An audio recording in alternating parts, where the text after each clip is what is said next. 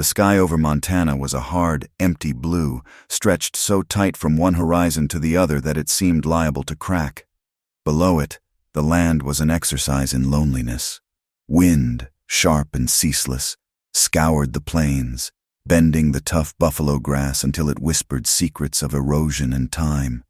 In the far distance, the mountains clawed at the sky, their peaks like the jagged teeth of a wolf's jaw, ancient and hungry.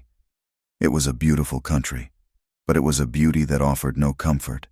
It was a land that would just as soon kill you as look at you, a place where survival was a daily argument with God. Answering this unforgiving landscape was a house. It was new, built of fresh-cut timber that had not yet been properly humbled by the sun and wind, its sharp angles and grand size an affront to the rolling wilderness it occupied. It did not belong here. It was a raw scar of ambition, a monument to a man's will. On its wide, covered porch stood Ilara Caldwell, though she knew, with a cold sickness in the pit of her stomach, that her name was no longer her own. It was her wedding day. She stared out at the endless expanse, trying to find a piece of it that felt like hope, but there was nothing. The land was a mirror to her soul, vast, windswept, and trapped. A delicate lace veil, a thing of impossible fragility in this place, was pinned to her hair, and its fine mesh was like the bars of a cage before her eyes. She felt the weight of her wedding gown, a magnificent creation of silk and pearl buttons shipped all the way from St. Louis, and it was heavier than any set of chains. Behind her, the front door opened, and she did not need to turn to know who it was. The air itself seemed to grow colder, more rigid. Marcus Thorne, her husband of less than 3 hours, stepped onto the porch. He was a man built on the same scale as his house, large, imposing, and meticulously constructed. His suit was dark and perfectly tailored, his boots polished to a high sheen, his hair tamed with a fragrant oil. He radiated a power that was as vast and indifferent as the land he was determined to conquer. "There you are, my dear," he said. His voice was smooth, cultured, but it held no warmth. It was the sound of money and the authority that came with it. He came to stand beside her, and she felt herself flinch, a tiny, involuntary motion she hoped he did not see. He saw everything. He placed his hand on the small of her back. It was a gesture that, to any observer, would look affectionate, proprietary. But Ilara felt the pressure of his fingers, the subtle way they asserted ownership, a reminder that she was now a part of his estate, another acquisition to be managed. "Is the Montana air not to your liking?" he asked, a thin smile playing on his lips. It was not a question. It was a test. "It is powerful," she managed to say, her voice small. He laughed, a short, clipped sound. "It is a powerful land, and it requires a powerful hand to tame it, just like a fine horse, or a beautiful wife." He let his gaze sweep over her, and there was no love in it, only the cool, calculating appraisal of a buyer who was satisfied with his purchase. He then placed his hand on her arm, his grip just a little too tight, his thumb pressing into the delicate bone of her wrist. "You are a vision, Ilara. You do me great credit." She looked into his eyes, which were the color of a winter sky, and saw a coldness there that frightened her more than the distant howl of a coyote. He was a man who masked his cruelty with a veneer of civility, but she had seen the cracks in the facade. She had seen the way he spoke to the ranch hands, the flash of brutal anger when a horse disobeyed, the chilling lack of empathy for anything that did not directly serve his interests. She was now one of his interests. The wedding ceremony had been a blur of suffocating formality, a religious ritual stripped of all sanctity. The parlor of the grand house had been filled with men just like Thorne, cattle barons with hands like weathered leather and eyes like chips of flint, politicians from Helena whose smiles were as false as a $3 bill, and a grim-faced sheriff whose loyalty was clearly to the man who paid his salary, not the law he was sworn to uphold. They were all indebted to Thorne, intimidated by him, or eager to gain his favor. Ilara had stood beside him, feeling like an exhibit on display, a beautiful object he had acquired to solidify his status. The women, wives of the powerful men, had watched her with a mixture of envy and pity, their expressions telling a story of their own gilded cages. She was the newest, most prized possession in Marcus Thorne's collection. The celebration that followed was worse. The air grew thick with cigar smoke and the smell of whiskey. The men's voices grew louder, their laughter more boisterous, as they toasted Thorne's success, his land, his future, and, as an afterthought, his bride. Ilara circulated on her husband's arm, a polite smile fixed on her face, her mind 1,000 miles away. She felt as though she were watching a play about her own life, a tragedy in which she was the silent, doomed heroine. It was during a moment when Thorne was engrossed in a conversation about railroad expansion that she drifted near a small group of his associates, hiding in the shadow of a potted fern. She caught the words that would extinguish the last flicker of her hope. "He paid a handsome price for her, I hear," one man said, his voice low and conspiratorial. "More than a price," another answered, swirling the amber liquid in his glass. "He absorbed all of Caldwell's debts. The old man was ruined, about to lose everything. This marriage saved him from disgrace." So it was a business transaction, then. The best kind. Thorne gets a pretty young wife from a good family to manage his home and give him heirs, and the Caldwell name is saved. Everyone gets what they want. The words struck Ilara with the force of a physical blow. She had known her father was in financial trouble. He had been a proud man, a merchant who had built a respectable business from nothing. But a series of bad investments and a changing economy had broken him. His pride had curdled into a quiet, simmering despair. He had presented Marcus Thorne to her as a suitor, a solution to their problems, a good match. He had never told her the truth. He had not arranged a marriage. He had conducted a sale. He had sold his only daughter to settle his accounts. The realization settled in her heart like a stone. It was not just that she was trapped. It was that she had been betrayed by the one person she should have been able to trust, her identity. Everything she thought she was, Ilara Caldwell, a daughter, a woman with her own thoughts and dreams, had been erased. She was now simply Mrs. Thorne, a line item in a ledger, an asset. The weight of it was immense, a psychological drowning. Later, as the night deepened and the guests began to depart, the house grew quiet. The air, no longer thick with smoke, was filled with a different kind of tension, a heavy, expectant silence. Thorne found her in the main parlor, where she was staring into the cold fireplace. He was flush with whiskey, his face ruddy, his eyes holding a proprietary gleam. "The house is finally empty," he said, his voice a low rumble. "Our house." He walked over to her and took her chin in his hand, forcing her to look at him. His breath was sour with alcohol. "Go up to your chambers, my dear. I will join you shortly."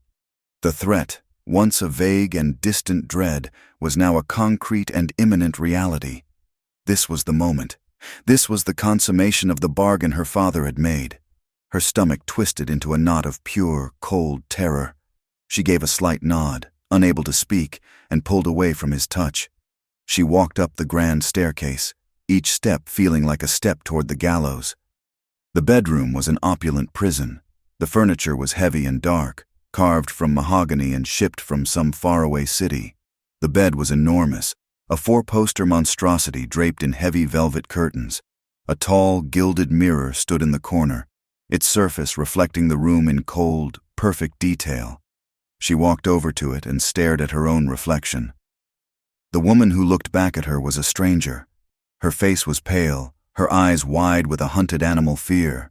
The exquisite wedding dress was a costume, the elaborate hairstyle a mockery. This was not her. This was Mrs. Thorne, a beautiful doll waiting for her owner to come and play with her. In that moment, something inside her broke. A wave of pure, desperate instinct washed over her, so powerful it left her breathless. She would not submit. She would rather die in the wilderness, torn apart by wolves or baked to death by the sun, Then let that man put his hands on her. She would rather be a corpse with a name than a living, breathing possession. Her panic sharpened into a frantic, focused energy. She moved with a desperate haste, her hands trembling. She tore at the pearl buttons of the wedding gown, her fingers clumsy. The dress, a thing of beauty and immense cost, fell to the floor in a heap of white silk. She kicked it away like it was something foul. Hidden in the back of her wardrobe was a simple, durable dress of dark wool and a pair of her old, worn leather boots. She had brought them with her from her old home, a small comfort, a reminder of a life that was no longer hers. Now, they were her tools of escape. She changed quickly, her heart pounding a frantic rhythm against her ribs. She looked around the room, her eyes darting from one expensive object to another. There were jewels in a box on her vanity, a small purse with a few gold coins. She touched none of it. Possessions would only slow her down. They were part of the cage she was leaving behind. She took only a small canteen of water from the nightstand and, from a tray of leftover food, a single piece of bread that she stuffed into her pocket. It was not much, but it was more than she had a moment ago. The window at the back of the room overlooked a small, dark courtyard. It was her only way out. With her heart in her throat, she unlatched it and pushed it open. The night air rushed in, cold and smelling of pine and damp earth. It was the smell of freedom. She climbed out, her boots making a soft thud on the ground below. Every creak of the house, every rustle of leaves, sounded like a gunshot in the silent night.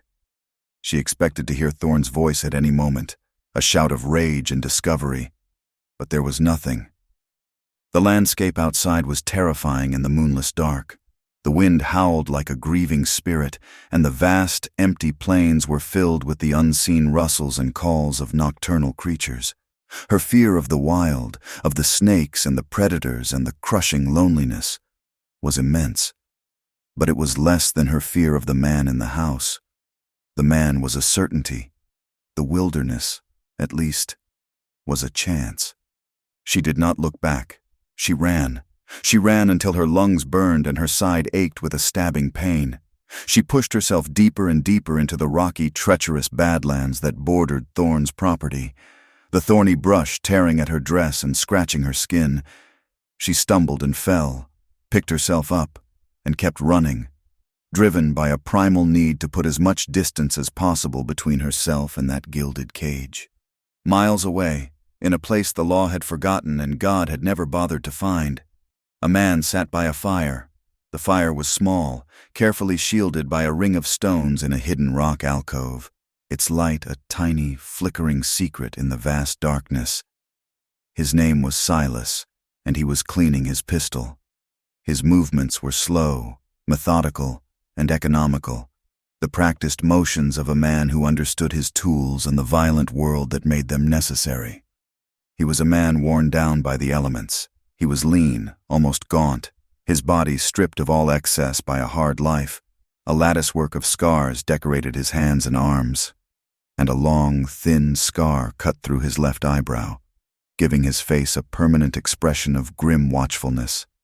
His eyes, in the firelight, were the color of faded denim, and they missed nothing.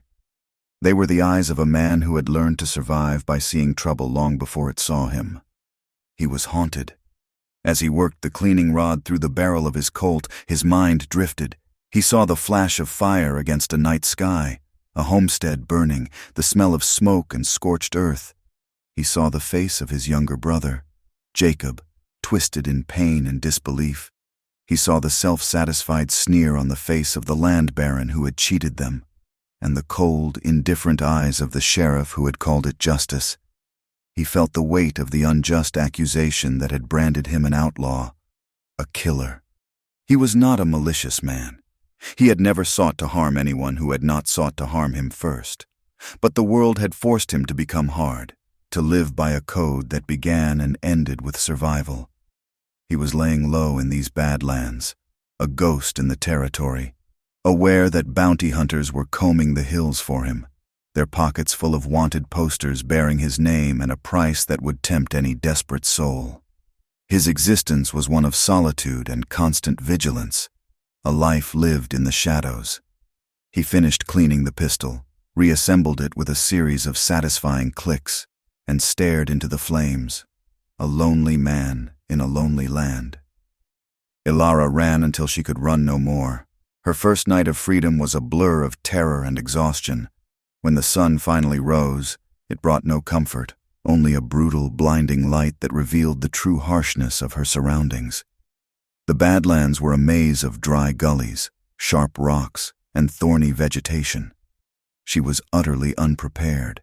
The simple wool dress offered little protection from the sun, and her worn boots, so familiar and comfortable in the civilized world, were no match for the treacherous terrain. Her small canteen of water was empty by midday. The piece of bread was a dry, tasteless lump in her mouth that she could barely swallow. Thirst became her new tormentor, a physical pain that overshadowed everything else. Her tongue felt thick in her mouth, her lips began to crack, and a dull headache started to pound behind her eyes. She was plagued by the constant, terrifying thought of being hunted. Every shadow seemed to hold a man on a horse. Every gust of wind sounded like a pursuing shout. By the second day, she was delirious. The sun was a merciless hammer, beating down on her from a cloudless sky. The landscape swam before her eyes, the rocks and hills wavering and shimmering in the heat. Hope, which had burned so brightly in her first moments of escape, began to dwindle with every agonizing step. She no longer thought about Marcus Thorne. Her world had shrunk to a single, desperate desire for a drop of water. She stumbled through a sun-scorched canyon, her legs leaden, her mind a fog of pain and confusion. She saw a line of green in the distance, a flicker of impossible life, and lurched toward it. It was a creek bed, but it was almost completely dry, with only a few patches of damp mud and a handful of wilting weeds to mark its passage. The sight broke what little spirit she had left. Convinced she was going to die here, alone and forgotten, she collapsed onto the hot, dusty ground, a fragile doll broken and discarded in the dirt. The world went dark. Silas was scouting the area for signs of the law, moving with the quiet, cautious grace of a hunting cat. His eyes scanned the ground, not the horizon, reading the story written in the dust. That is when he saw them. Tracks. They were small, made by boots that were not meant for this country. The stride was uneven, desperate. His first instinct was to turn back, to melt back into the rocks and ignore what he had seen. A person out here meant trouble. It meant a posse, a bounty hunter, or just a fool who would get them both killed. He started to turn away, but something made him hesitate. It was the pattern of the footprints. They spoke of a frantic flight, then a staggering exhaustion, then a final, stumbling collapse. They were the tracks of someone at the very end of their rope, against his better judgment. A flicker of something he had thought long since extinguished. Empathy, perhaps, or just a weary curiosity, took hold. He followed them. He moved silently, his rifle held loosely in his hand, every sense on high alert. The trail led him to the dry creek bed, and there she was. She was unconscious, lying half in the sun, her face flushed and sunburnt, her lips cracked and bleeding. A few strands of dark hair had escaped her braid and were stuck to her sweat-sheened cheek. She looked impossibly fragile, out of place, like a songbird fallen from its nest. He stopped, watching her from a distance, his mind a battlefield of conflicting instincts. Helping her could compromise his position, lead his pursuers directly to his hidden camp. It was a risk he could not afford to take. But leaving her here meant certain death. The buzzards were already circling high overhead, patient and knowing. Pragmatism warred with a ghost of the man he used to be. He crept closer, his eyes scanning the perimeter, checking her back trail, ensuring she had not been followed. He knelt beside her, his movements slow and deliberate.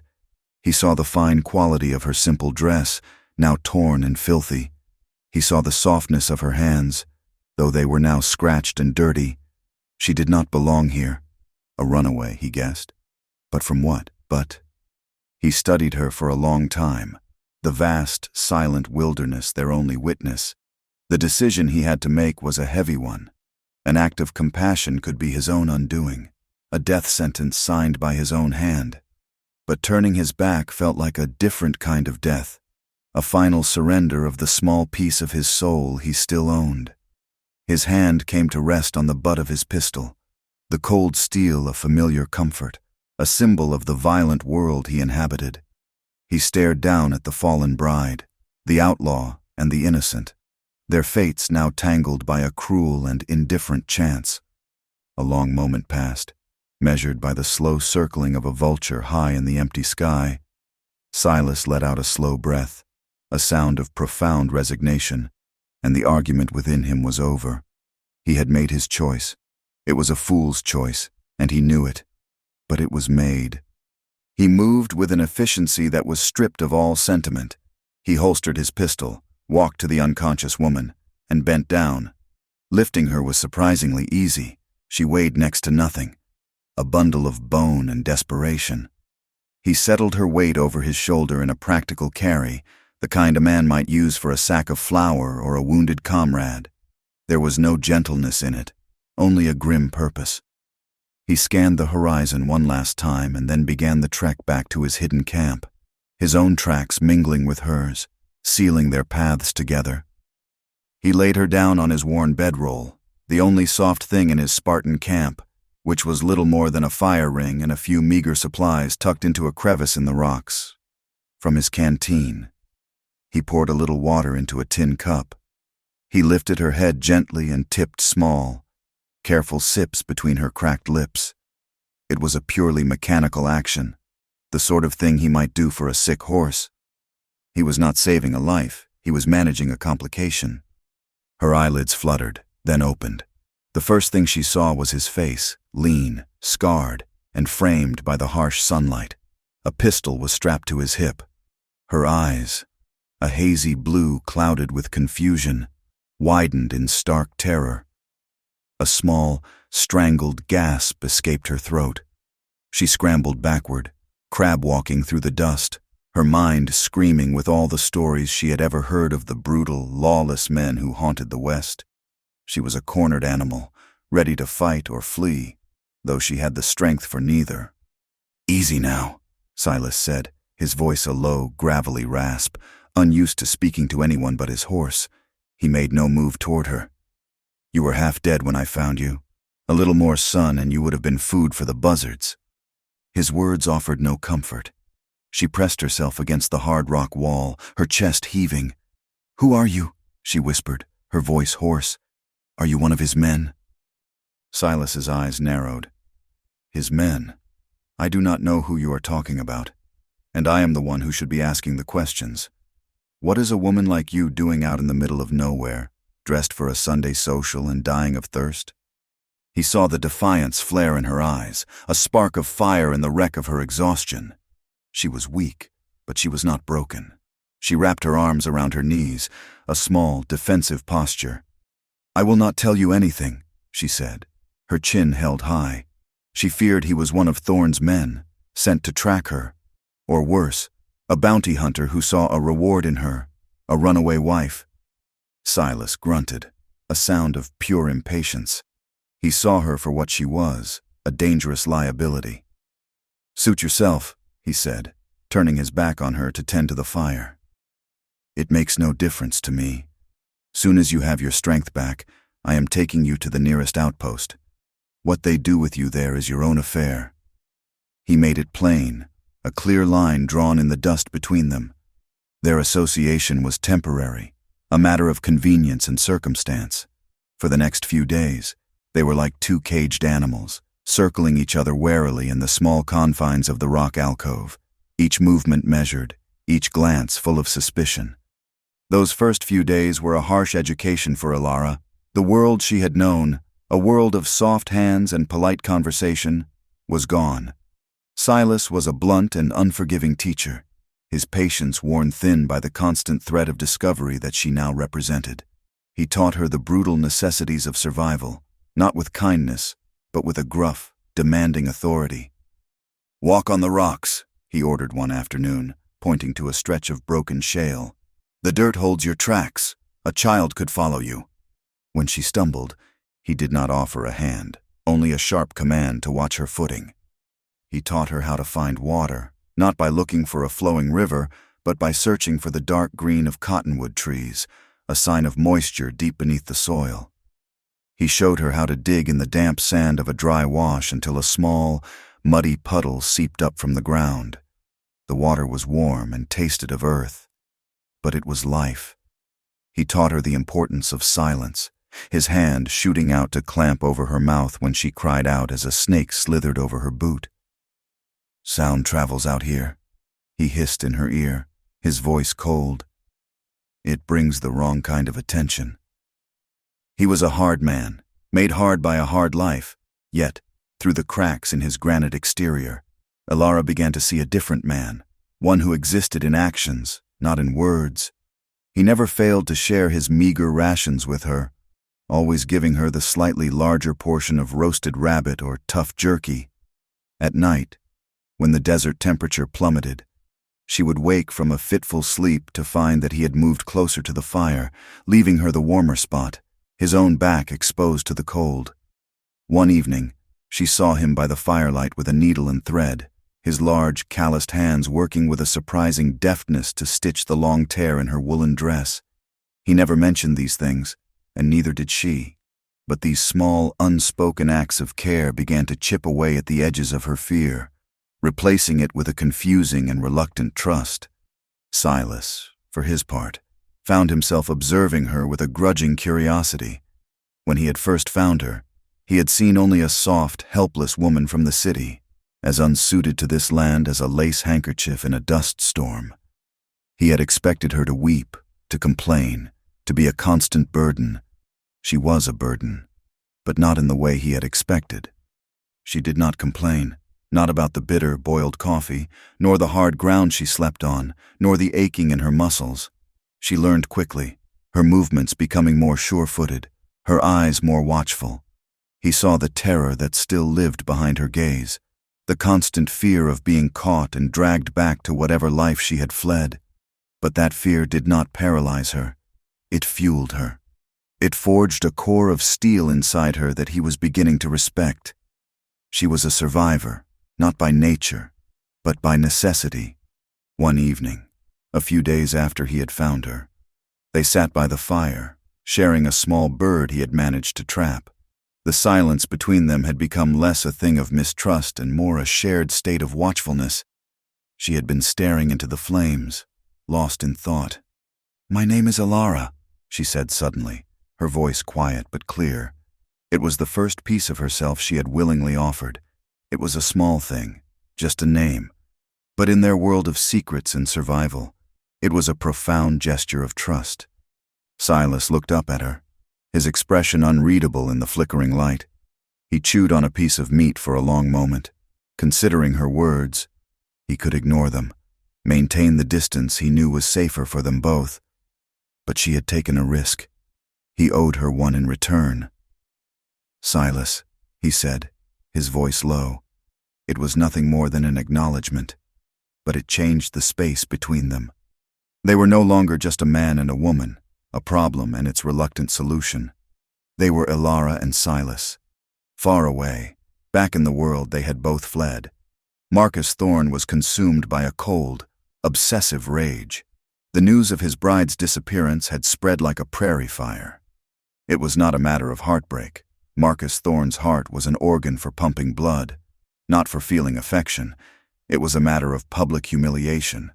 His property had been stolen from him on his wedding night. His honor, his authority, his very name had been challenged. It was an affront that could not be borne. He stood in his study, a glass of brandy in his hand, and stared at the man he had summoned. The man's name was Jebediah Kane, and he was the most feared bounty hunter in the territory. Kane was not a large man, but he moved with a chilling, predatory stillness. His eyes were pale and empty, and they seemed to see everything as either a tool or an obstacle. He was a man who enjoyed the hunt far more than the reward, a methodical tracker who saw human beings as little more than quarry. "She did not run off alone," Thorne said, his voice tight with controlled fury. "She was taken, abducted by an outlaw who has been seen in these parts, a man named Silas." Kane's expression did not change, but a flicker of interest appeared in his pale eyes. "I know the name," he said. "There is a price on his head." "I am doubling it," Thorne said, slamming his glass down on the desk. "I want him found. I do not want him brought back alive. I want you to kill him. As for my wife, I want her returned to me, unharmed, if possible, but returned regardless." The order was simple, brutal, and clear. Thorne was not a fool. He knew Alara had likely run on her own, but the narrative of an abduction was far more useful. It painted him as the wronged husband, the victim, and it painted Alara as a helpless damsel. Most importantly, it turned the man with her, whoever he was, into a depraved kidnapper. He spread the vicious rumor throughout the territory, ensuring that no decent person would offer aid to a runaway bride and her outlaw companion. He was salting the earth around them, making the entire world their prison. Back in the wilderness, the unspoken truce between Alara and Silas was hardening into a fragile alliance. Silas knew that staying in one place was a death sentence. Kane, or men like him, would be sniffing around. They had to keep moving. Their journey became a blur of breathtaking and lethal landscapes. They crossed sun-baked salt flats that shimmered with mirages, the white ground cracking under their feet and reflecting the sun's glare until their eyes burned. They navigated through narrow, twisting canyons, where the rock walls blotted out the sky and the threat of an ambush lurked around every corner. They climbed over high mountain passes where the air was thin and cold, and the world spread out below them like a map of their own insignificance. During this grueling journey, their dependence on each other deepened into a fragile bond. The long days on the trail were filled with a comfortable silence, but the nights around the campfire were for talk. Shielded by the darkness, they began to share the pieces of their pasts, the stories that had led them to this desperate point. She told him about her father, about his pride and his ruin, and the cold, hard fact of the debts that had become her marriage sentence. She spoke of the suffocating life she had fled, a life where she was seen but never heard, a beautiful object to be polished and displayed. He, in turn, began to reveal glimpses of his own story. He spoke of the homestead he and his brother, Jacob, had built with their own hands, the years of back-breaking work turning tough sod into fertile farmland. He told her about the powerful rancher who had wanted their water rights, who had used a crooked judge and a forged deed to cheat them out of their land. He spoke of the conflict that followed, the way the rancher's men had come in the night. His voice grew quiet and hard when he spoke of Jacob's death, a life extinguished for the sake of a rich man's greed. He told her how he had been branded a killer for defending himself, how the law that was supposed to protect men like him had served only the powerful. They discovered in each other's stories a shared and bitter truth. They had both been wronged by a world that favored the wealthy and the ruthless. They were two different people from two different worlds, yet they were both fugitives from the same injustice. Their journey had brought them south, following the course of a winding river that cut a green scar through the arid landscape. They made camp one evening in a thicket of willows near the water's edge, a place that felt blessedly hidden and safe. It was a fatal illusion.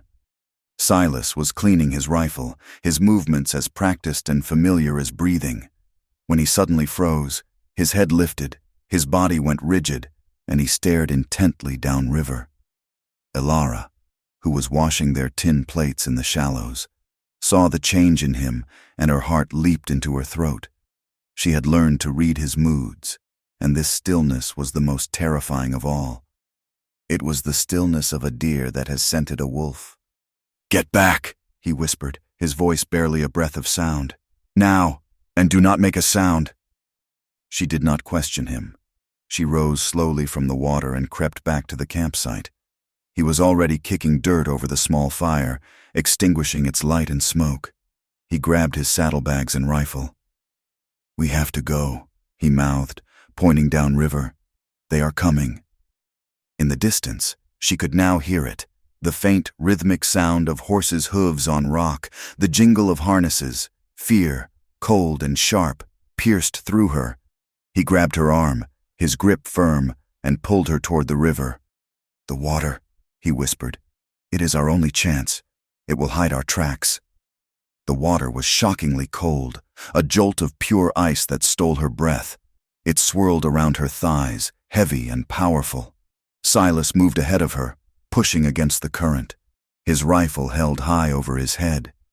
They waited for what felt like an eternity, the freezing water sucking the warmth from their bodies, their feet slipping on the slick, unseen rocks below. The sounds of the approaching riders grew louder.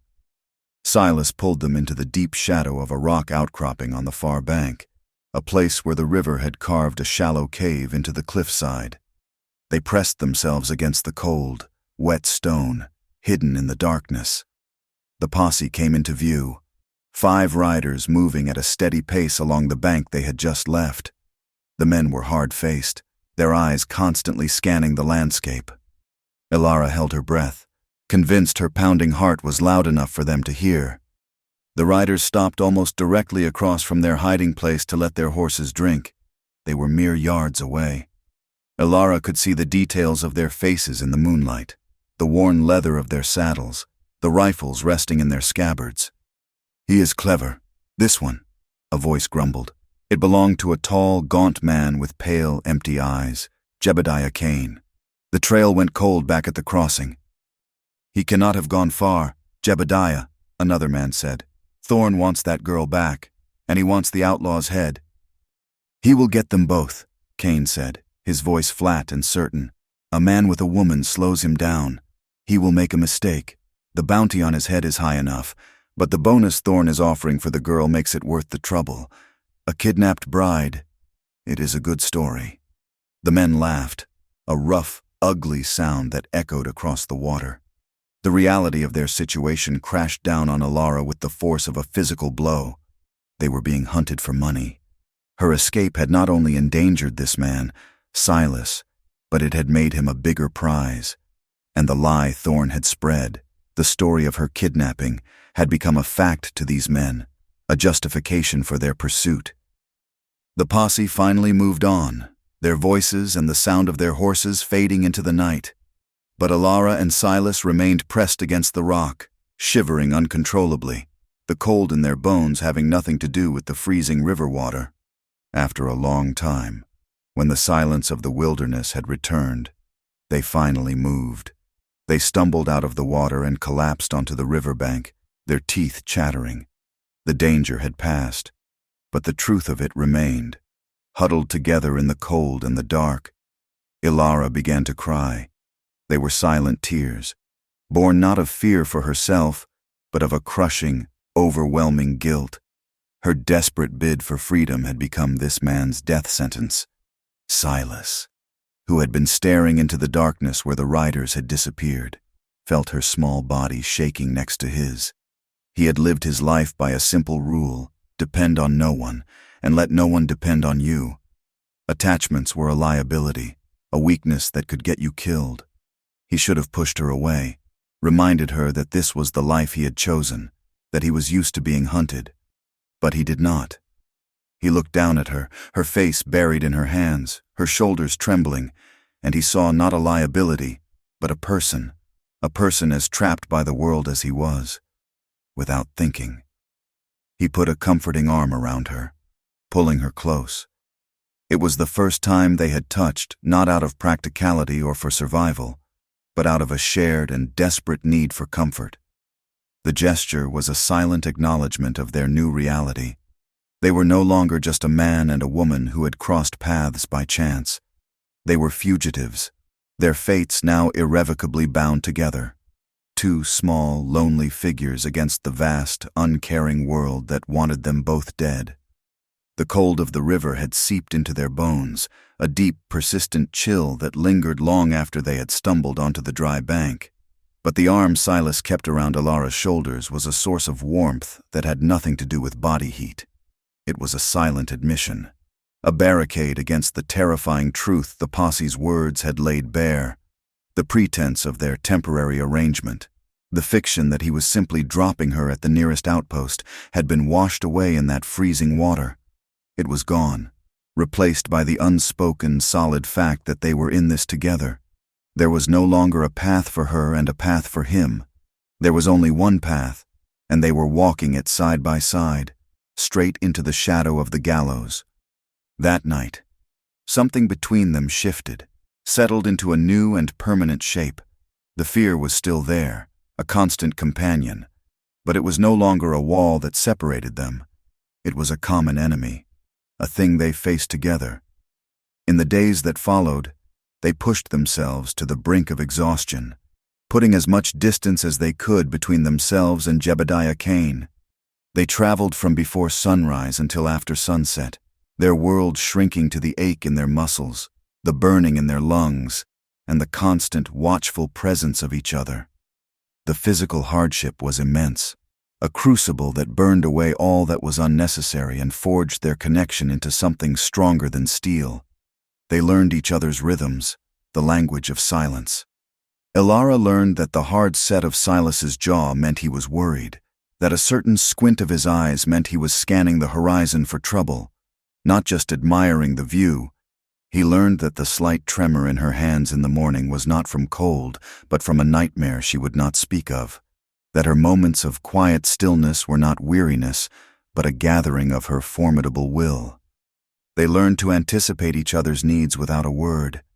He would pass her the canteen before she had to ask, his eyes having caught the first sign of dryness on her lips.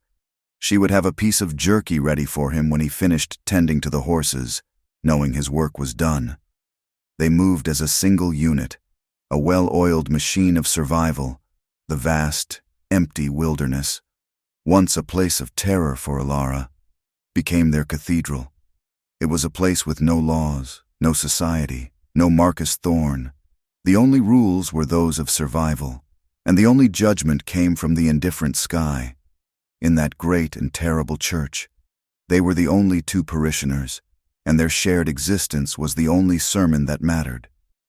The nights were different, with the darkness pressing in and a small fire pushing it back.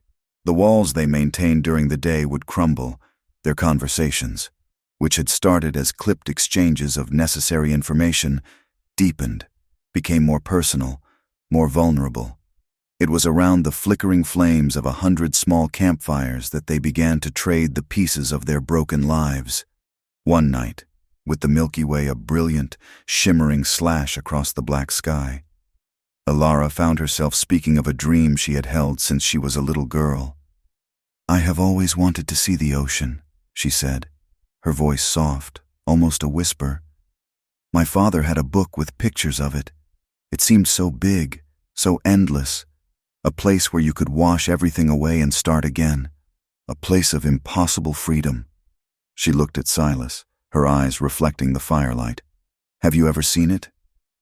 Silas shook his head, his gaze fixed on the flames. "No. The furthest west I ever got was the mountains. The furthest east was a cattle drive to Kansas." He was quiet for a long time, and she thought the conversation was over. But then he spoke again, his voice low and rough with memory. "Jacob and I, we were not looking for an ocean. We just wanted a piece of land, a small farm, big enough for a few cows, a field of corn, a place to build a house with our own hands, where no one could tell us what to do, a place to be left alone." He picked up a stick and poked at the fire, the simple dream of peace and simplicity now sounding like a cruel joke in the harsh reality of his life. "We found the land. We built the house. It seems like another man's life now." In the sharing of these lost dreams, her impossible freedom, his stolen peace, they found a common ground of sorrow and longing. They were two people whose futures had been taken from them, leaving them with nothing but a past to haunt them and a present to survive. Ilara began to see past the hardened outlaw, the grim survivor. She saw the man who spoke of his brother with a love that was still raw with pain. She saw the farmer who had dreamed of cornfields, not gunfights. She saw the good man who had been buried alive beneath years of injustice and loss. He was not a monster. He was a man who had been made to do monstrous things to survive in a world that had shown him no mercy. And Silas, When he looked at Alara, no longer saw just a runaway bride, a delicate creature he had to protect. He saw a woman of incredible strength, a spirit that had bent but had refused to break. He saw the courage it took for her to flee into the unknown, the resilience that allowed her to endure this brutal life without a word of complaint. She was not a liability. He was beginning to realize, the only thing in his cursed life that felt real. With this new intimacy, something else began to build between them, a current that ran silent and deep beneath the surface of their daily struggle. It was a simmering desire, as relentless and oppressive as the desert heat. It was present in the small, unguarded moments that punctuated their days. It was in the way his gaze would linger on her as she bathed in a secluded creek, her skin luminous in the dappled sunlight. It was in the way her hand would brush against his, lingering for a fraction of a second too long. When she passed him the canteen, it was in the way they sat just a little closer by the fire each night, the space between them shrinking, charged with an unspoken tension.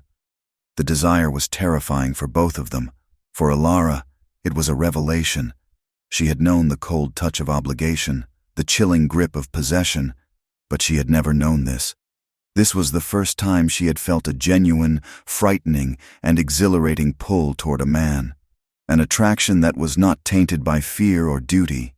It was a feeling that belonged to her, and that made it both precious and dangerous. For Silas, it was a reckless indulgence, a weakness he could not afford. He had built his life on a foundation of solitude, his heart a fortress with its walls built high.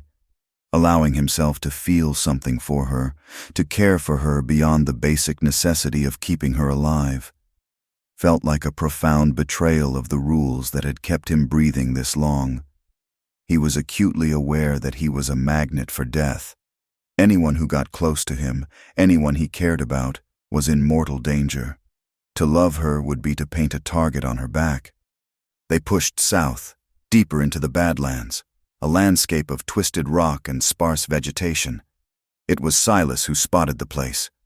A remote mesa rose from the desert floor, its flat top a stark silhouette against the sky. Carved into its side, almost invisible from a distance, were the dark mouths of a network of abandoned mining tunnels. "We can rest there," he said, his voice raw from the dust. "For a few days. It is defensible, and no one would think to look for us there." It was a refuge. The tunnels were cool and dark, a welcome relief from the relentless sun. They offered shelter from the elements and, more importantly, a place to hide, to stop, to breathe for more than a single night. A spring seeped from the rock in the back of the largest tunnel, providing a steady supply of clean, cold water. It felt like a miracle. But the close, echoing darkness of the caves also meant there was no escape from the tension that had been building between them. It was here, in the belly of the earth, that it finally became unbearable. One evening, the sky, which had been a clear, hard blue for weeks, turned a bruised purple. The air grew heavy and still. A low rumble of distant thunder echoed across the plains. A storm was coming. It broke with a sudden, violent fury. Rain fell in solid, wind-driven sheets, and lightning cracked the sky, its brilliant flashes followed by deafening claps of thunder. The storm raged outside, trapping them in the close confines of the main tunnel, the sound of the wind and rain a roaring curtain that masked the world, creating a bubble of profound isolation. They sat near the mouth of the tunnel, watching the tempest. Silas had lit a small lantern, and its flickering, golden light cast long, dancing shadows on the rock walls. In this isolated space, with the storm as their only companion, the unspoken things between them rose to the surface. Alara found herself confronting the fear that had been her constant shadow. It was more than just the fear of Cain, more than the fear of Thorn. It was the fear of the inevitable end. She looked at Silas. His face, illuminated by the lantern, was a study in grim resolve. She saw the weariness in his eyes, the lines of pain and loss etched around his mouth. She saw the man who had saved her, who had taught her to survive, who had shared his last piece of bread with her, and the full, crushing weight of their situation settled upon her. She whispered the words that had been echoing in the silent corners of her mind for weeks, the terrible, simple truth of their existence. "He will never stop looking for me," she said, her voice barely audible over the roar of the storm. "And they will never stop hunting you. We will be hunted forever." Silas turned to look at her, his expression unreadable. "If they find us," she continued, her voice trembling but steady, "we'll hang together." It was not a plea for reassurance. It was a statement of fact, a tragic acceptance of their shared destiny. It was the most honest and hopeless thing she had ever said. She was not just a runaway bride anymore. She was an outlaw's accomplice. Her fate was now his. Silas looked at her, and in her eyes, he saw not only terror but also a profound and sorrowful resolve. He saw that she had accepted it, the brutal mathematics of their lives. The world had given them nothing but a death sentence. In that moment, all the reasons he had built up to stay away from her, all the cautious, sensible arguments for keeping his distance, to protect her from his fate, to protect himself from the agony of losing her, evaporated like rain on hot stone. They were meaningless. All that was left was the truth of what he felt, a truth as powerful and as undeniable as the storm raging outside. He could offer her false hope. He could tell her they would make it, that they would find a way, but that would be a lie. Or he could give her the only thing he had left to give, the only thing that was real in their world of death and dust, a moment of pure, defiant connection. He closed the small distance between them. He raised a hand, his calloused fingers gently touching her cheek. And then he kissed her. It was not a gentle kiss. It was not the kiss of a tentative romance. It was a kiss of desperation, of hunger, of two souls starved for comfort in a world that offered none. It was filled with all the unspoken fear, the silent longing, and the deep, aching sorrow of their long and bloody journey. It was a kiss that looked their tragic fate square in the eye and chose to love anyway. It was an act of rebellion, a declaration of war against the world that wanted them dead. In that kiss, they were not a bride and an outlaw, not a fugitive and his liability. They were simply a man and a woman, and they were claiming one small moment of life in the deep, encroaching shadow of death. The kiss broke, leaving them both breathless, their foreheads resting against each other. The storm raged on, but inside their small bubble of lantern light, there was only a profound and shattering silence. He led her deeper into the tunnel, away from the mouth of the cave, to the place where he had laid out their bedrolls.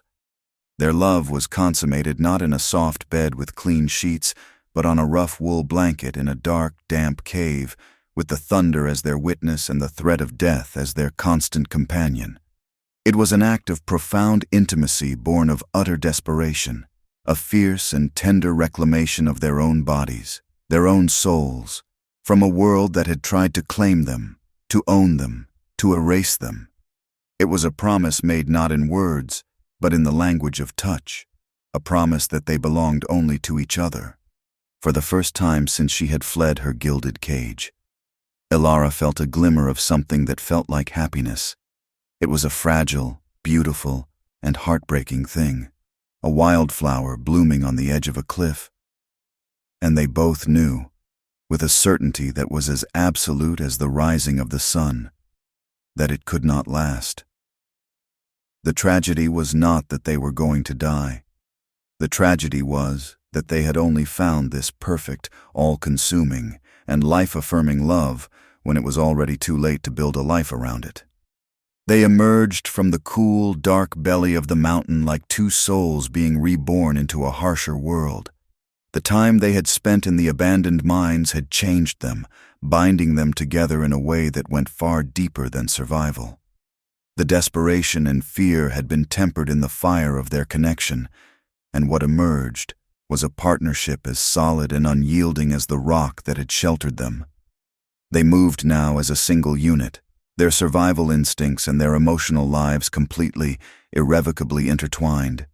There was no longer Elara and Silas, There was only the two of them, a single entity set against the world.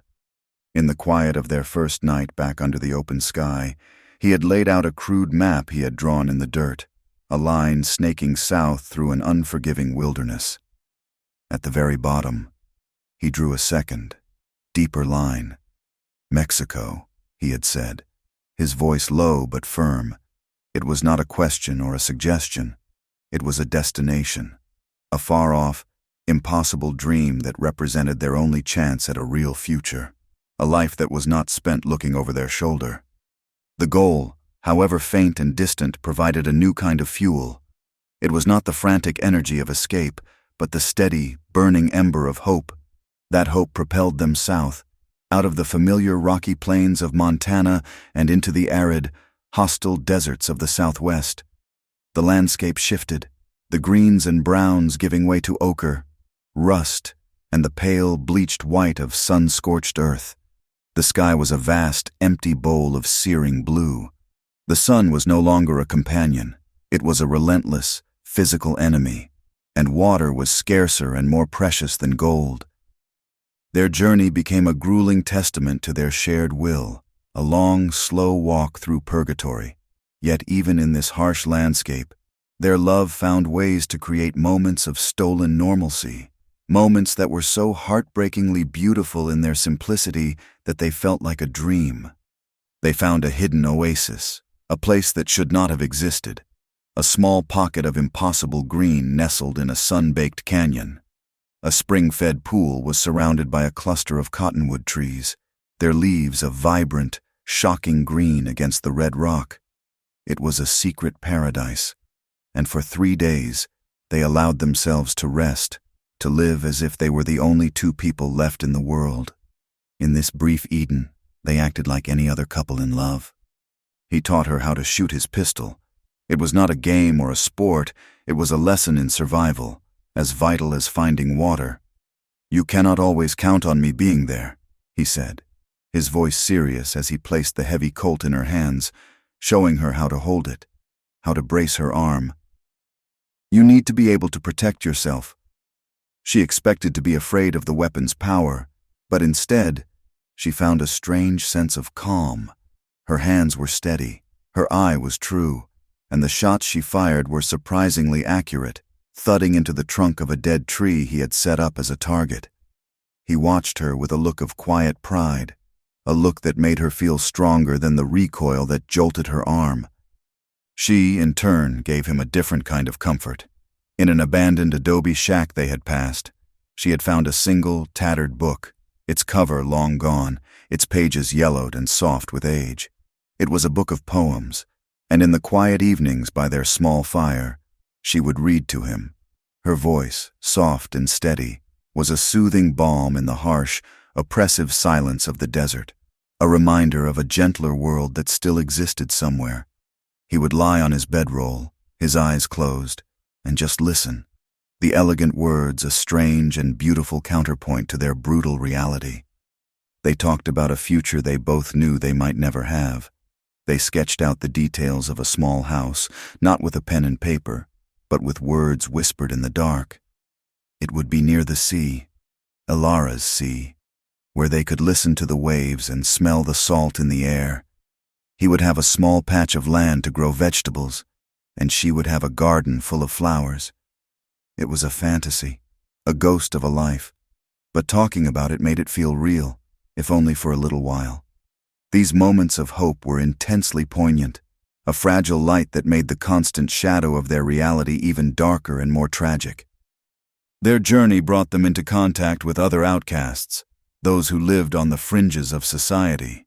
They spent a night with an old, grizzled prospector named Abel, a man whose face was a roadmap of a hard life, who shared his meager meal of beans and stale biscuits with them. He knew Silas was a wanted man.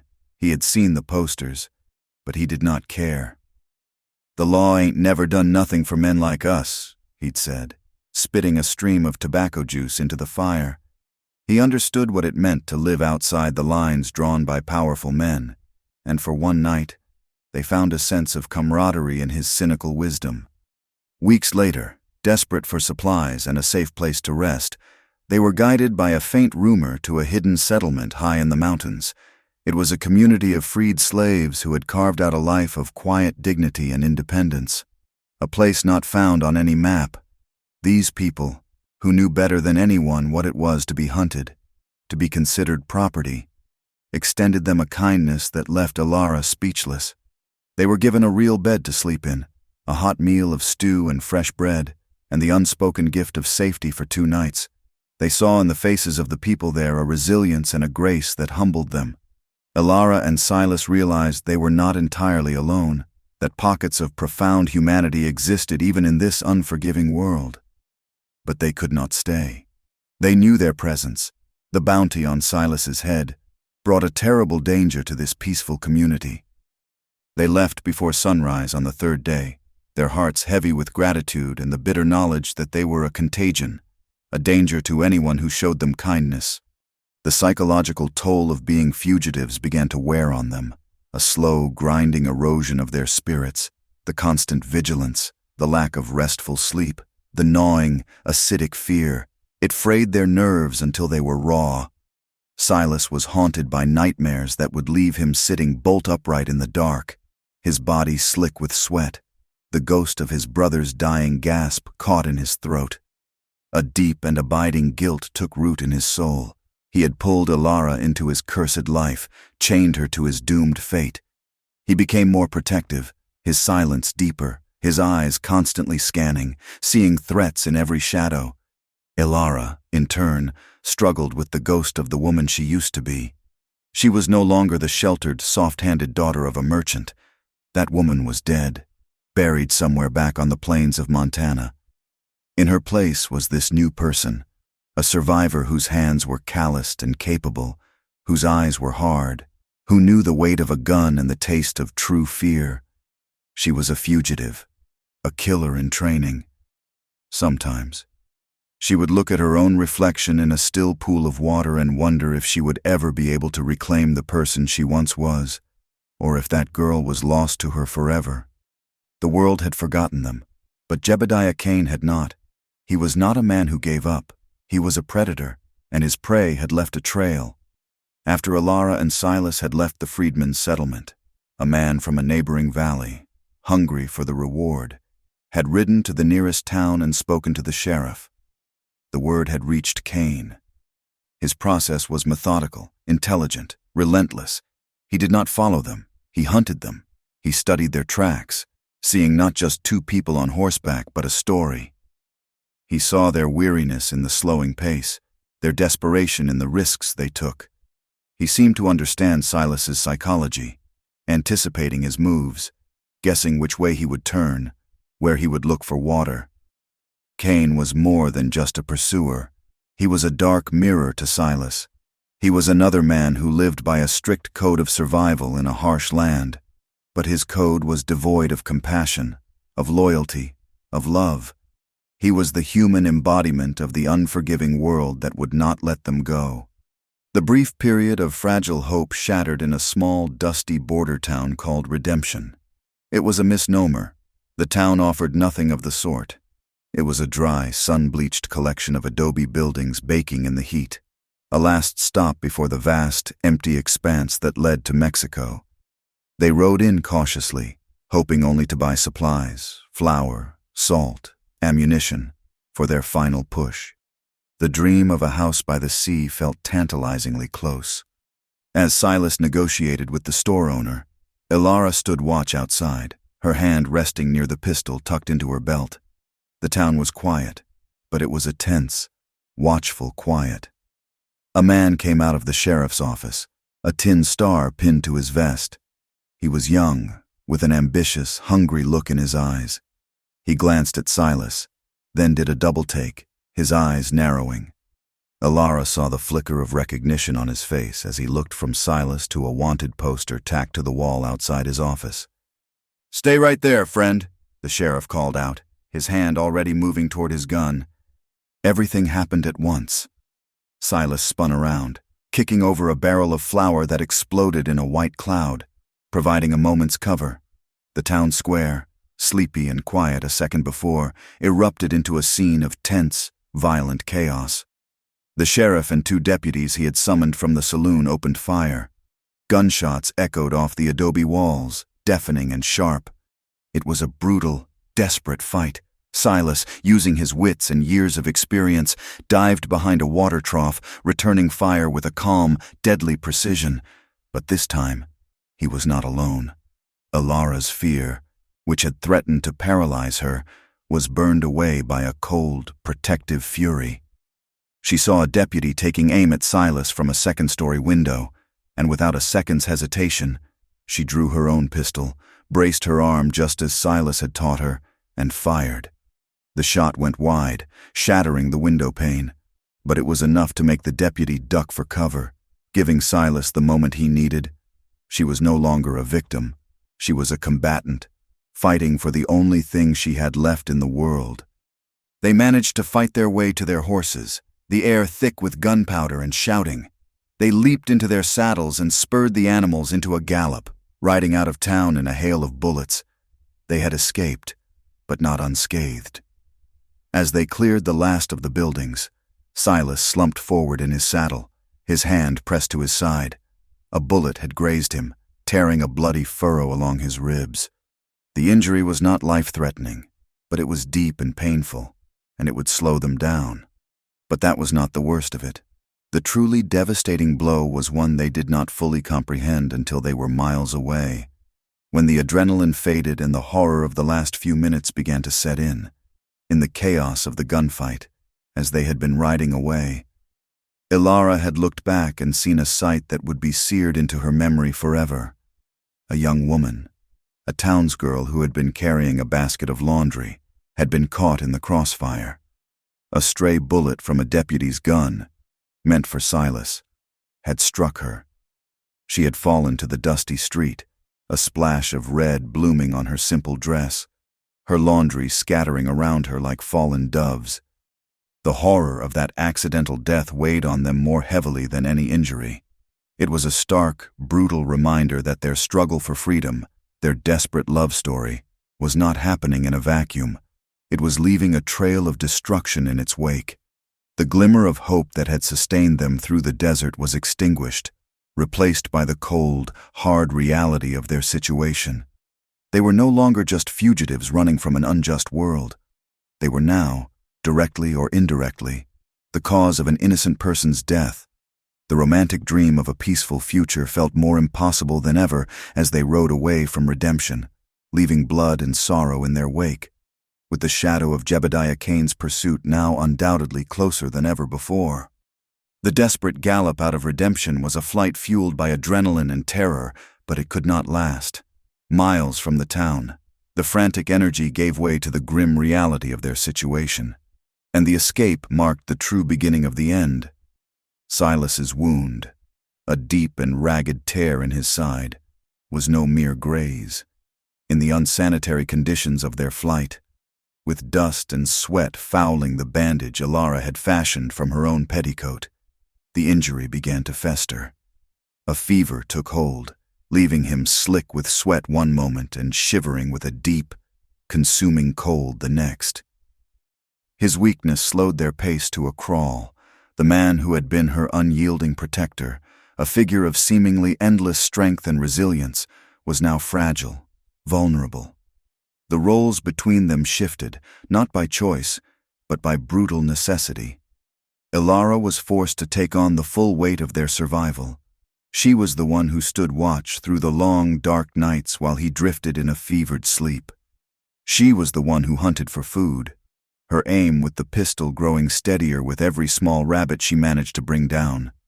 She was the one who studied the sun and the stars, making decisions about their route, pushing them onward. He was now the vulnerable one, and she had to be the strong one.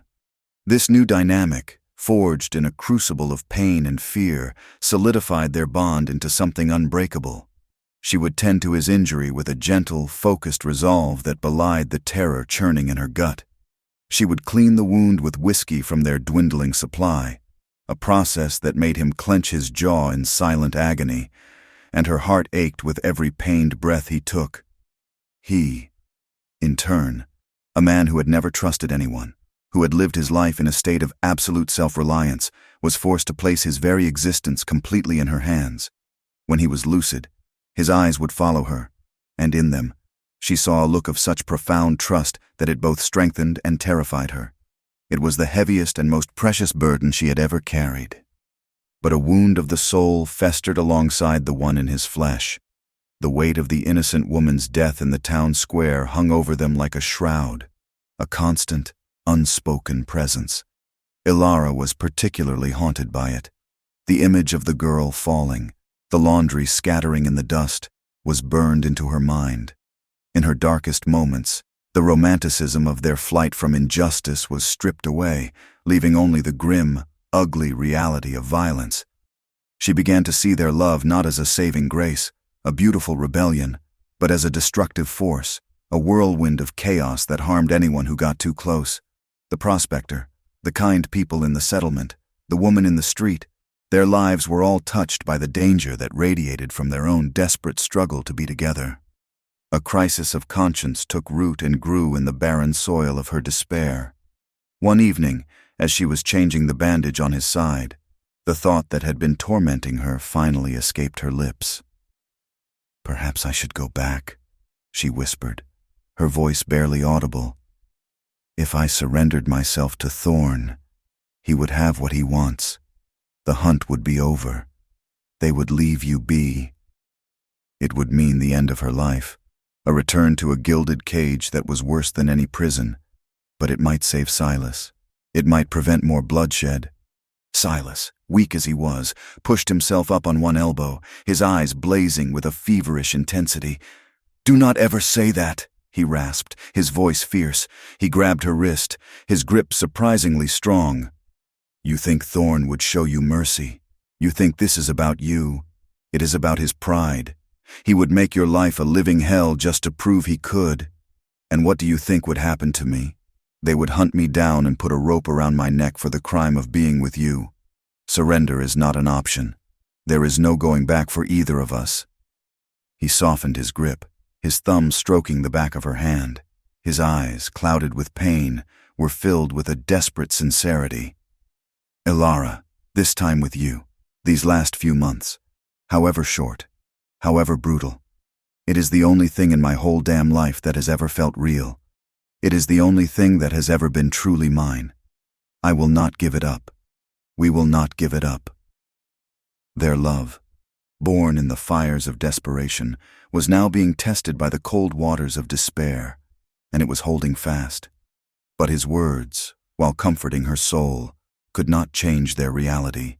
Silas was too weak to ride hard, and they could no longer outrun Cain. The bounty hunter was a patient, relentless wolf, and they were the wounded prey. They needed a place to hide, a place to heal, and if necessary, a place to make a final stand.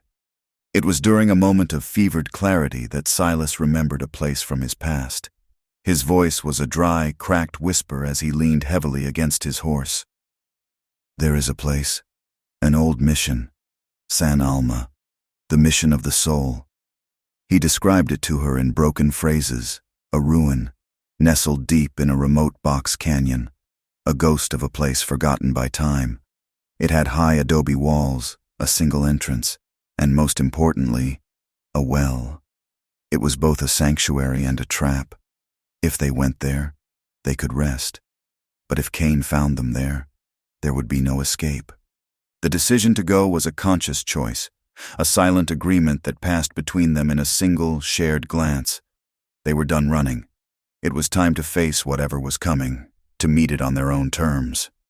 The journey to San Alma was a desperate ordeal, a pilgrimage through a landscape that felt apocalyptic in its desolation.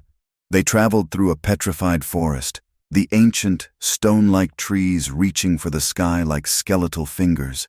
They crossed a vast plain of cracked, sun-baked earth, the ground itself looking as though it were dying of thirst. The sky, for days on end, was the color of rust, filled with a hazy ochre dust that coated their skin and lungs. Silas drifted in and out of consciousness, his mind a battleground of fever dreams and fragmented memories. When he was awake, he would give her directions in a faint, rambling voice. pointing a trembling finger toward a distant notch in a line of black hills. The rest of the time, Ilara was on her own, navigating by his fevered instructions and her own growing, sharpening instincts. She learned to read the land, to trust the feeling in her gut. She pushed them onward with a grim, relentless determination, her love for him a fire that burned against the encroaching darkness. This part of the journey was an internal one as much as it was a physical one. With every mile they covered, Ilara shed the last vestiges of the woman she had once been. The fear, the softness, the reliance on others, it was all burned away by the harsh sun and the terrible weight of her responsibility. The woman who emerged was a hardened survivor, forged in the wilderness, her spirit as tough and unyielding as the unforgiving land around her. After 4 days of this torturous travel, they found it. The entrance to the box canyon was a narrow slit in a high rock wall, almost invisible until they were upon it. They rode through, and the canyon opened up to reveal the mission of San Alma. It was a skeletal ruin, more a memory of a building than a building itself. Its adobe walls were crumbling, great chunks having fallen away to reveal the straw and mud within. The roof of the chapel was long gone, and the bell tower stood open to the sky, a silent, lonely sentinel. It was a place of profound silence, a place steeped in forgotten history and lost faith. Inside the crumbling walls, they found a fragile, temporary peace. The high walls, though broken, offered a sense of security, an illusion of being safe from the outside world. And in the center of the courtyard, just as Silas had remembered, was a stone well, its water cool, clear, and untainted. For a few days, it was as if the world held its breath. The relentless pursuit, the gnawing fear, the constant struggle, it all seemed to fade away, held at bay by the sacred silence of the ruins. Ilara nursed Silas back to a semblance of health, with clean water to drink and to wash his wound, and with the chance for uninterrupted rest. His body began to heal, his fever broke, and the angry redness around the bullet wound began to fade. The strength slowly returned to his limbs, the clarity to his eyes. In this quiet, sacred-feeling ruin, they had their last moments of peace. They knew, with a certainty that needed no words, that their time was running out. They could feel Cain's approach like a change in the weather, a subtle shift in the pressure of the air. So they did not speak of the future. There was no future to speak of. Instead, they spoke of the past, filling in the final gaps of their life stories, giving each other the gift of being fully known before the end. He told her about his mother, a kind, gentle woman who had taught him to read. She told him about her favorite dress as a child, a simple blue calico that had made her feel like a queen. They were small, simple stories, the building blocks of 2 lives that had been irrevocably smashed together. One afternoon, in the shadow of a great wooden crucifix that had fallen from the chapel wall and now lay half buried in the dust, they made love. It was not an act of desperate passion like the one in the cave, but something slower, more profound. It was a final, defiant act of life in a place of decay, a gentle and sorrowful affirmation of their love in the face of their own mortality. They did not speak of Cain, but the knowledge of his impending arrival was in their every touch, their every glance. They were no longer trying to escape their fate. They were preparing to meet it. The emotional climax came on the last evening. The sun began to set, and the sky over the western wall of the canyon caught fire. The desert sky was painted in breathtaking hues of blood orange and deep, bruised gold. They sat together on top of a crumbling section of the mission wall, their legs dangling over the edge, and watched the twilight bleed across the land. There was no more fear in their conversation, only a deep, sorrowful love and a profound sense of acceptance. The fight was over. All that was left was this last, perfect moment. Ilara rested her head on his shoulder, and he took her hand, his touch gentle, his fingers lacing through hers. They did not need to say goodbye. They had been saying it with every stolen kiss, every shared meal, every quiet moment they had carved out for themselves in a world that was trying to tear them apart. "You remember what I said?" she whispered, her voice soft against the vast silence. "In the cave, during the storm?" He knew exactly what she meant. He squeezed her hand. "I remember." "I meant it," she said. "I will not let him take me back, and I will not let them take you from me."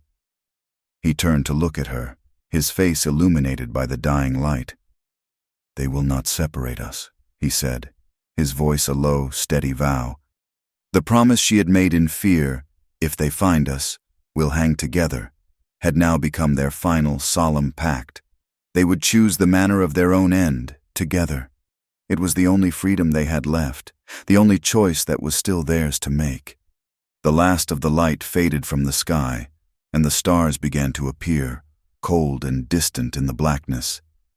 They sat in silence, two small, solitary figures silhouetted against an indifferent eternity. Their shared warmth, a tiny flicker of defiance against the coming cold. They were waiting for the dawn, and for the violence it would surely bring. Dawn arrived not as a promise, but as a judgment. The light that crept over the eastern wall of the canyon was cold and pale, leaching the color from the red rocks and leaving the world in shades of ash and bone. The profound silence of the desert held for a moment longer, a held breath before the final, violent exhale. Then it was broken, a distant, rhythmic sound, faint at first, then growing steadily stronger, the sound of approaching horses. They did not panic. Panic was a luxury they had shed miles ago, a useless weight in the economy of their survival. They had prepared. In the dim, pre-dawn light, Silas moved with an unhurried, economical calm, checking the action of his rifle, the cylinders of his pistol. His hands were steady, his face a mask of grim acceptance. Beside him, Elara did the same. She loaded her own pistol with a focused precision that would have been unimaginable in the woman she once was. Her face, illuminated by the thin, gray light, was a study in resolve. The fear was there, a cold knot in her stomach, but it was overshadowed by a fierce, protective love. They stood together in the mission's crumbling courtyard, not as cowering victims waiting for the slaughter, but as defenders.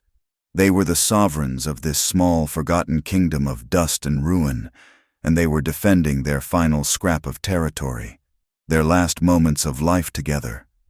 The love between them was a silent, palpable force, a shield forged in hardship and despair. It was their only armor against what was to come. The riders appeared at the narrow mouth of the box canyon, a dozen men, grim-faced and heavily armed, fanned out, their horses kicking up plumes of dust. At their head were two men. One was Jebediah Kane, his pale eyes taking in the mission with the cool, tactical assessment of a wolf studying a sheepfold. The other was Marcus Thorne. He sat tall in his expensive saddle, his face a mask of smug triumph, his eyes burning with a possessive fire. He was not here for justice. He was here to witness his property being reclaimed.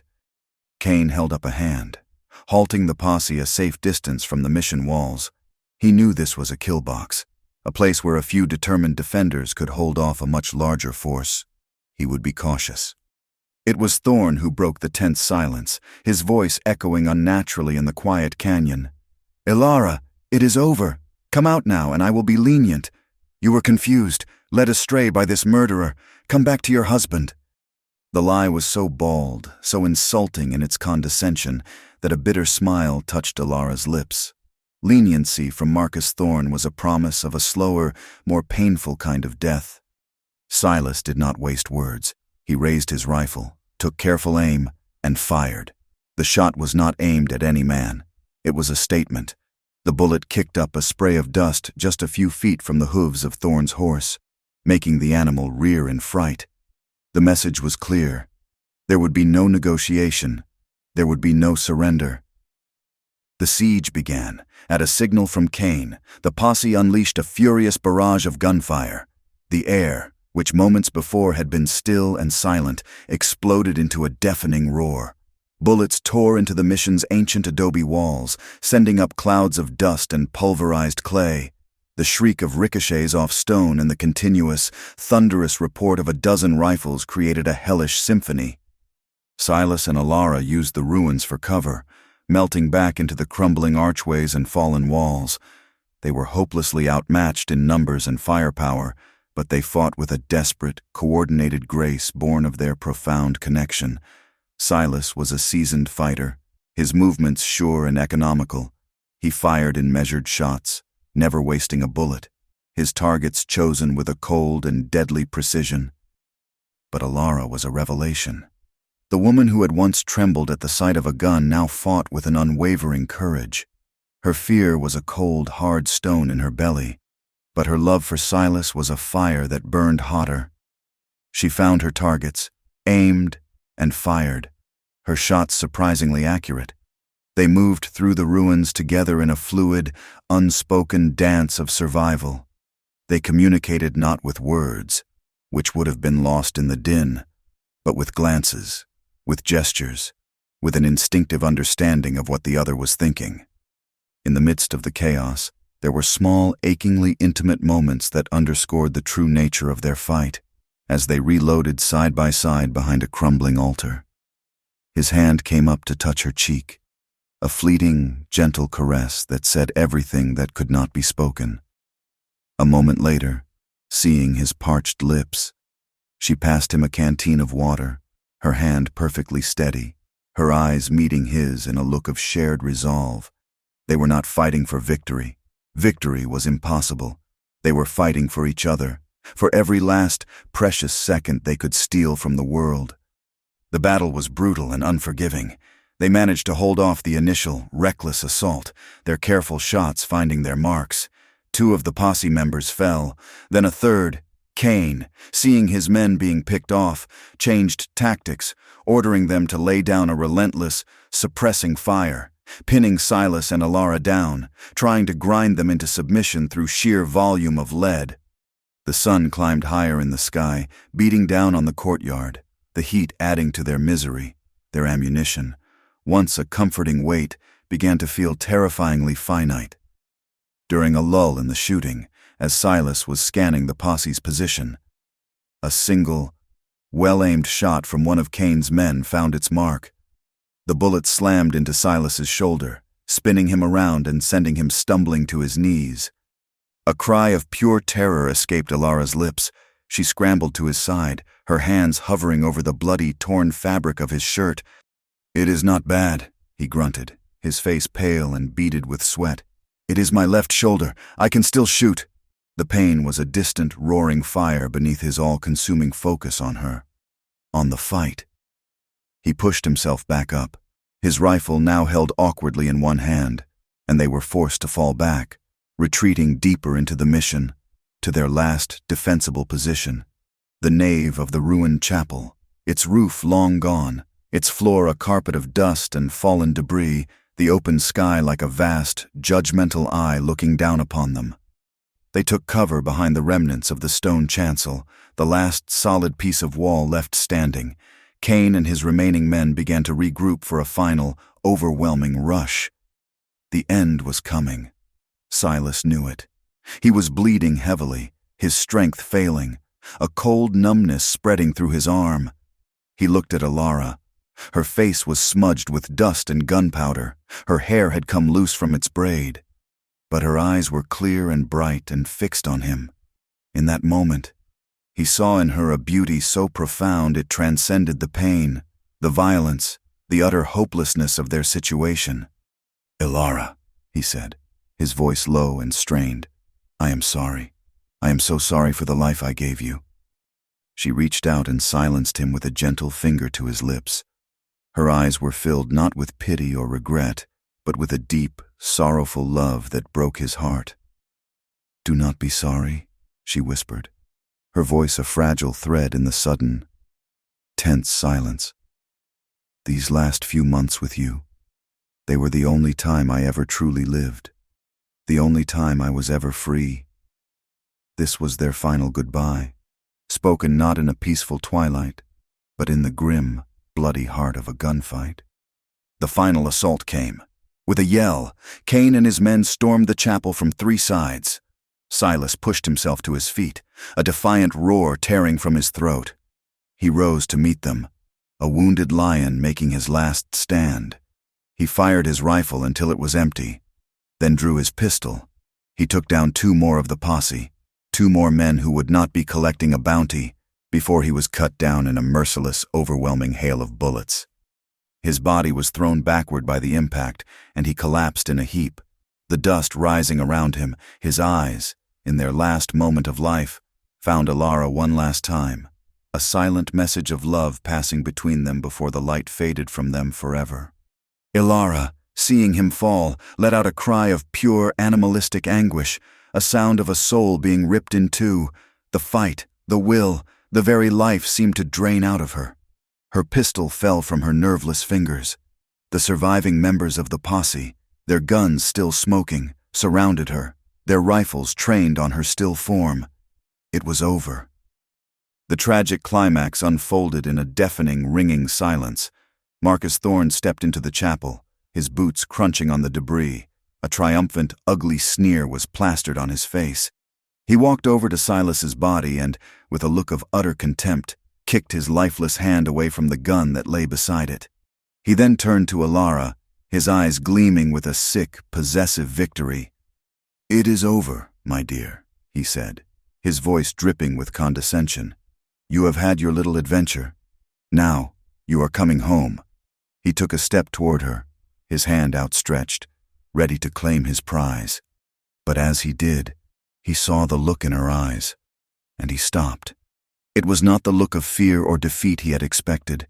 It was a look of pure, unadulterated hatred, a look that was as cold and as final as the grave. And beneath the hatred was a terrifying, unshakable resolve. She bent down slowly and picked up her pistol. Thorne thought she would try to kill him, and a part of him almost welcomed the drama of it. But she did not turn the gun on him. That would have been too easy a victory for him. In a final, terrible act of love and defiance, she ensured their sacred pact would be fulfilled. She would deny him his prize. She would not be separated from the only man she had ever loved. She raised the pistol, not to her enemy, but to her own temple. Her last look, her last thought, was of Silas, of his gentle touch, of his sad, kind eyes. The single gunshot echoed through the ruins, a final, sharp punctuation mark at the end of their tragic story. The story ended in a profound, deafening silence.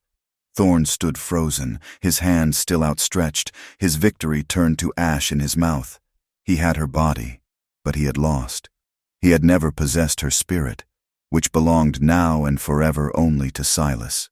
Jebediah Cain, the cold bounty hunter, looked upon the scene of carnage, a flicker of something unreadable, weariness, perhaps, or even a ghost of respect in his pale eyes, before he turned his back and walked away. The final image was of Alara and Silas, lying together in the consecrated dust of the ruined chapel, their hands only inches apart, almost touching. They had chosen their own end, together, rather than a life lived apart. Their story became a whisper in the wind that scoured the lonely plains, a tragic legend of the West, a testament to a love that was as wild, as beautiful, and as ultimately doomed as the unforgiving landscape that had given it birth. Thank you for listening to our story. Please comment with where you are listening from to connect with others. Subscribe to the Wild West Campfire channel and share your thoughts in English.